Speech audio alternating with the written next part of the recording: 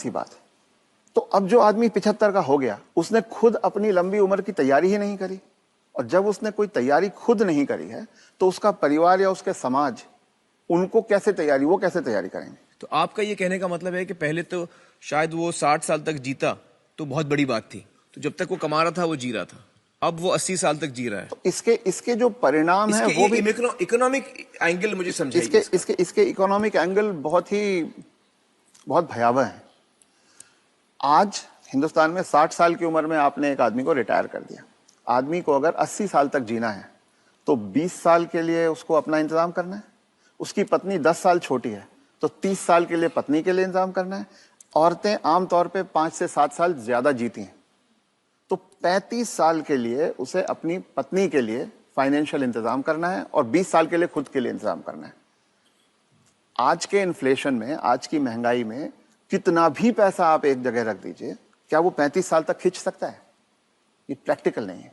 और जैसे जैसे उम्र बढ़ती जाती है उनके बच्चों की उम्र भी बढ़ रही है जी।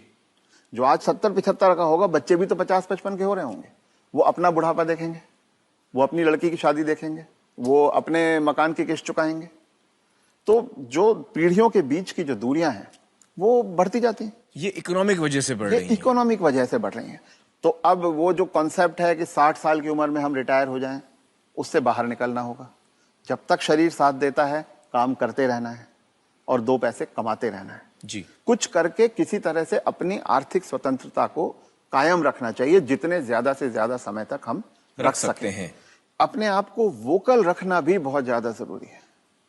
अगर मेरी परवाह मेरे परिवार वाले नहीं कर रहे हैं और अगर अड़ोसी पड़ोसी इस बात को जान जाएं तो कोई भी बुजुर्ग कभी भी किसी परेशानी का सामना नहीं करता, क्योंकि तो चुप ना रहें। चुप रथ ना साहब रहें। ये कह रहे हैं कि चुप ना रहें। अगर आपके बच्चे आपके साथ व्यवहार ठीक नहीं कर रहे हैं सबको बताएं। तो आप सबको बताएं जी।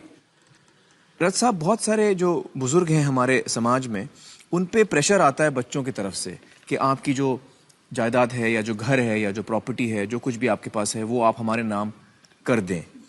इस पे आप कुछ टिप्पणी देना चाहेंगे? पहला ये कि किसी भी हालत में आपके पास जो भी धन संपदा है, जो भी आपके पास आर्थिक साधन है, वो जब तक आप और आपकी पत्नी जीवित हैं किसी और के हाथ नहीं जाना चाहिए। कितना भी प्यार करते किसी के नाम पे नहीं जाना किसी चाहिए। बच्चे, किसी बहू, किसी पोते, किसी के नाम पे ना जाए, कितना भी आप प्यार करते हो। क्योंकि जब तक अगली पीढ़ी को पिछली पीढ़ी का सामान कुछ मिलता नहीं है तब तक वो उनकी इज्जत करते रहते हैं। वो हाथ पांव भी दबाएंगे, वो अस्पताल भी ले जाएंगे, वो दवा दारू भी करेंगे।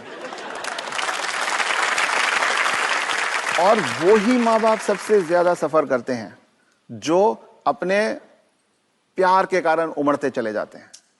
मेरा बेटा, मेरी बेटी, मेरी बहू, मेरा पोता, जो ये मेरा मेरा करना जिसने शुरू किया, बस वहीं से उनके दुर्गति के दिन शुरू हो जाते हैं। इसलिए सबको ये ध्यान रखना चाहिए कि कुछ भी हो जाए, कोई प्रलोभन आए, कोई इमोशनल ब्लैकमेल हो, कुछ हो, उन्हें अपने पास अपनी चीज को रखना चाहिए। अपने बच्चों से शेयर करें तो अपनी मन की खुशी को शेयर करें, अपने पैसे को शेयर ना करें। जी।